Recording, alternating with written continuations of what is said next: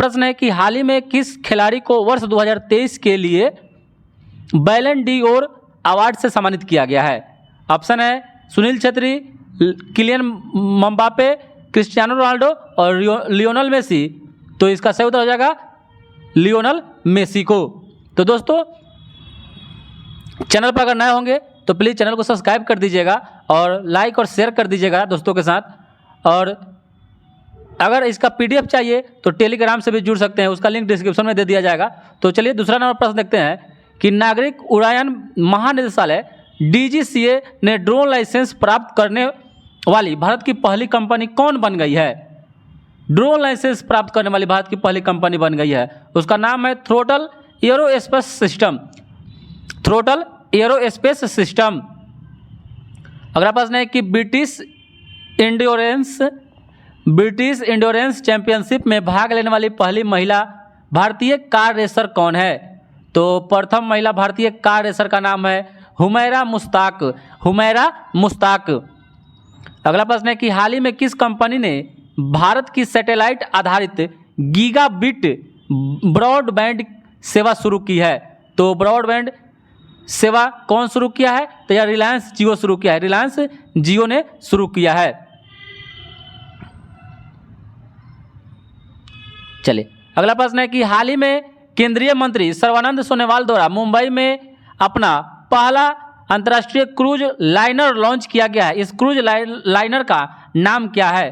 तो इस cruise liner का नाम है कोस्टा सेनेना। अगला प्रश्न है कि हाल ही में the Hindu business line change maker award 2023 में change maker of the year पुरस्कार से किसे सम्मानित किया गया है? तो यह सम्मानित किया गया है आरबीआई को, रिजर्व बैंक ऑफ इंडिया को। अगला प्रश्न है कि हाल ही में किस देश ने दुनिया की पहली passenger carrying flying taxi EHang EH216S को मंजूरी दे दिया है? तो इस देश का नाम है चीन। और अगला प्रश्न है कि नवंबर 2023 में पहला आर्टिफिशियल इंटेलिजेंस AI सुरक्षा शिखर सम्मेलन 2023 का आयोजन किस देश में किया गया? AI आर्टिफिशियल इंटेलिजेंस सुरक्षा शिखर सम्मेलन 2023, तो यह किया गया ब्रिटेन में किया गया।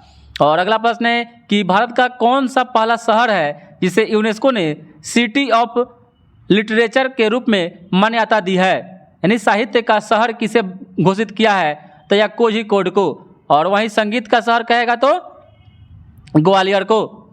अगला प्रश्न है कि सतर्कता जागरूकता सप्ताह 2023 का थीम क्या है? तो सतर्कता जागरूकता 2023 का जो थीम है इसका रखा गया है भ्रष्टाचार का विरोध करें और राष्ट्र के प्रति समर्पित रहें। और अगला प्रश्न है कि हाल ही में जारी prime global cities index 2023 Q3 में कौन सा शहर शीर्ष स्थान पर रहा? तो उस शहर का नाम है मनीला। फिलीपींस की राजधानी मनीला है, वही मनीला को पहला स्थान मिला है प्राइम ग्लोबल सिटीज इंडेक्स में। और अगला प्रश्न है कि निम्नलिखित में से कौन एडेलग्यू हुरन इंडिया परोपकार सूची 2023 में प्रथम स्थान पर है? एडेलग्यू हुरन इंडिया परोपकार में तो यह है शिव नादर पहले स्थान पर है। और अगला प्रश्न है कि भारतीय मूल की किस लेखिका को 2023 के ब्रिटिश अकादमी पुस्तक पुरस्कार से सम्मानित किया गया है? तो इनका नाम है नंदिनी दास। अगला प्रश्न है कि किस व्यक्ति ने young wild life photographer of the year 2023 का पुरस्कार जीता है? Young wild life photographer of the year 2023 का पुरस्कार जीतने वाले व्यक्ति का नाम है विहान तालिया विकास। और अगला प्रश्न है कि प्रोजेक्ट कुश के तहत किस संस्था द्वारा लॉन्ग रेंज की surface to air missile LRSAM का निर्माण किया गया है? LRSAM का निर्माण किया जा रहा है, तो उस प्रोजेक्ट संस्था का नाम बताना है। तो उस संस्था का नाम है DRDO की स्थापना 1958 ईस्वी में हुआ था। और अगला प्रश्न है कि हाल ही में कोलिंस डिक्शनरी ने वर्ड ऑफ द ईयर किसे चुना है? कोलिंस डिक्शनरी ने, देखिए यहाँ बहुत सारा चुनते रहता है, तो यहाँ कोलिंस डिक्शनरी के अनुसार आपको बताना है। तो इसका सही उत्तर हो जाएगा AI को चुना है कोलिंस डिक्शनरी ने। और अगला प्रश्न है कि निम्नलिखित में से भारत का कौन सा विश्वविद्यालय अपना खुद का उपग्रह SSAMU SAT लॉन्च करेगा। विश्वविद्यालय का नाम बताना है, तो इसका नाम है अलीगढ़ मुस्लिम विश्वविद्यालय। अलीगढ़ मुस्लिम विश्वविद्यालय सर सैयद अहमद खां के द्वारा इसको बनाया गया था। अगला प्रश्न है कि वनडे विश्व कप इतिहास में वनडे विश्व कप में भारत की ओर से सबसे ज्यादा विकेट लेने वाला गेंदबाज हाल ही में कौन बन गया है, तो उस गेंदबाज का नाम है मोहम्मद शमी। और अगला प्रश्न है कि रोसाटॉम कंपनी द्वारा हाल ही में किस देश में दुनिया का सबसे ऊंचा परमाणु रिएक्टर अनुसंधान स्थापित किया गया है, तो उसका नाम है बोलिविया। और अगला प्रश्न है कि हाल ही में अपने सभी जिलों में हॉल मार्किंग केंद्र स्थापित करने वाला पहला राज्य कौन बन गया है, तो इसका नाम है केरल। और अगला प्रश्न है कि आयुर्वेद में नवाचार और अनुसंधान को बढ़ावा देने के लिए किस मंत्रालय के तहत केंद्रीय आयुर्वेद विज्ञान संस्थान परिषद ने आयुर्वेद ज्ञान नैपुण्य पहल AGNI की शुरुआत की है, तो इसका सही उत्तर हो जाएगा आयुष मंत्रालय ने। और अगला प्रश्न है कि हाल ही में प्रदान किए गए GI टैग उत्पादों के संबंध में कौन सुमेलित नहीं है, तो इसमें बताना है आपको काजू गोवा दिया है, सही है। केसर जम्मू कश्मीर, बकथॉर्न फल लद्दाख दिया है, इनमें से कोई नहीं, तो सभी के सभी क्या है, सुमेलित है।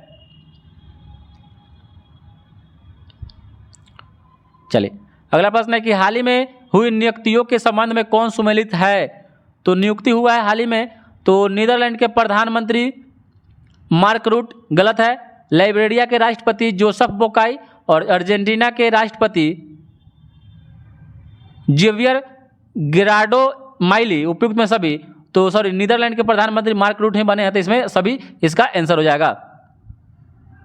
अगला प्रश्न है कि भारत मसाला अनुसंधान संस्थान कोझिकोड ने IISR चंद्रा नामक अधिक उपज वाली किस मसाले की एक नई किस्म को विकसित किया है, तो यह हो जाएगा काली मिर्च का।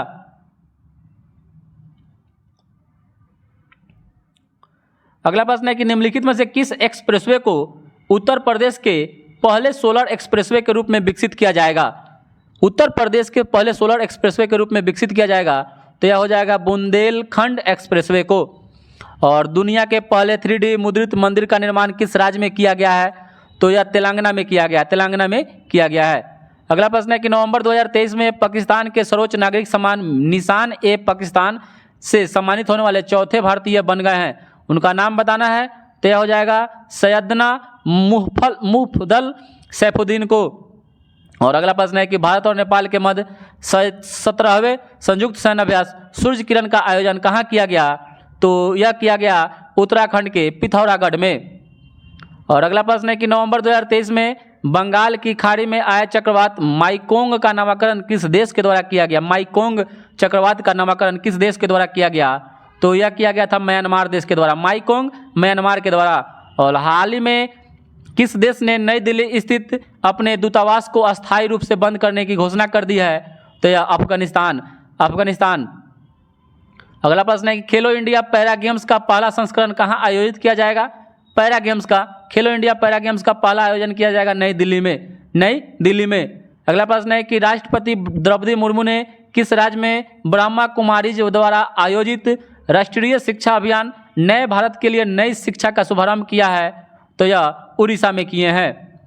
और अगला प्रश्न है कि निम्नलिखित में से किस वर्ष 2024 के लिए संयुक्त राष्ट्र लेखा परीक्षक पैनल का उपाध्यक्ष नियुक्त किया गया है, तो यह किया गया है गिरीश चंद्र मुर्मू को।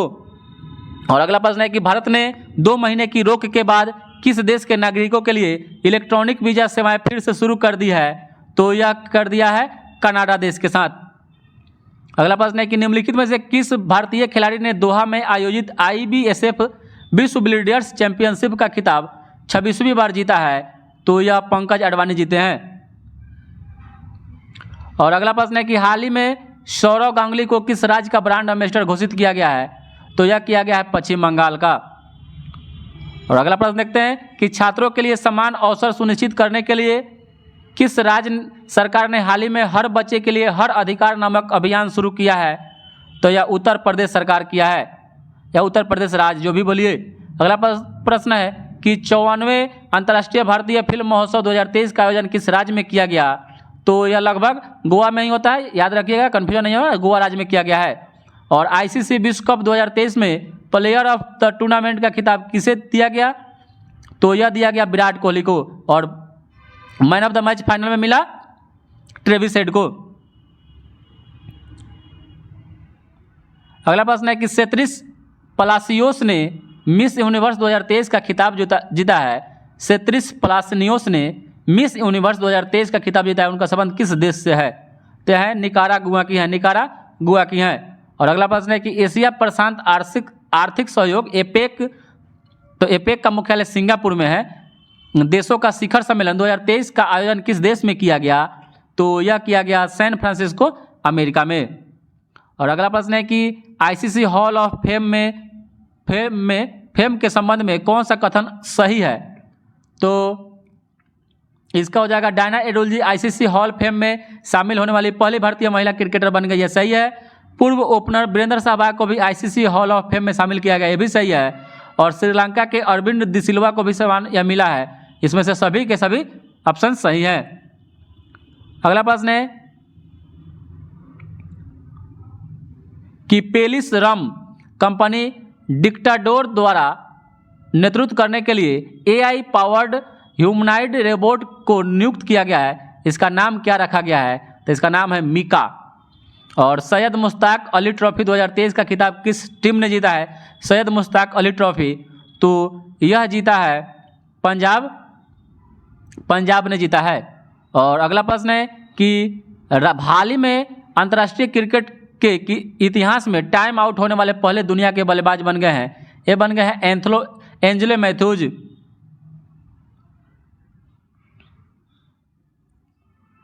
और अगला प्रश्न है कि हाल ही में मुख्य सूचना आयुक्त के रूप में किसे नियुक्त किया गया है? तो यह बन गए हैं हीरालाल सामरिया को। हीरालाल सामरिया को मुख्य सूचना आयुक्त नियुक्त किया गया है। और 9वां भारत अंतर्राष्ट्रीय विज्ञान महोत्सव 2024 किस राज्य में आयोजित किया जाएगा? तो यह हरियाणा में किया जाएगा, हरियाणा राज्य में किया जाएगा। और अगला प्रश्न है कि गीता एबेंडेंस इन मिलेट्स के संबंध में कौन सा कथन सही है? गीता एबेंडेंस इन मिलेट्स के संबंध में कौन सा कथन सही है? तो इसे best global music performance category में ग्रैमी अवार्ड के लिए नॉमिनेट किया गया है। इसे फाल्गुनी शाह और गौरव शाह के साथ मिलकर पीएम मोदी ने तैयार किया है। और ऐसा पहली बार है जब किसी राजनेता को दुनिया के सबसे प्रतिष्ठित ग्रैमी नॉमिनेशन में जगह मिली हो।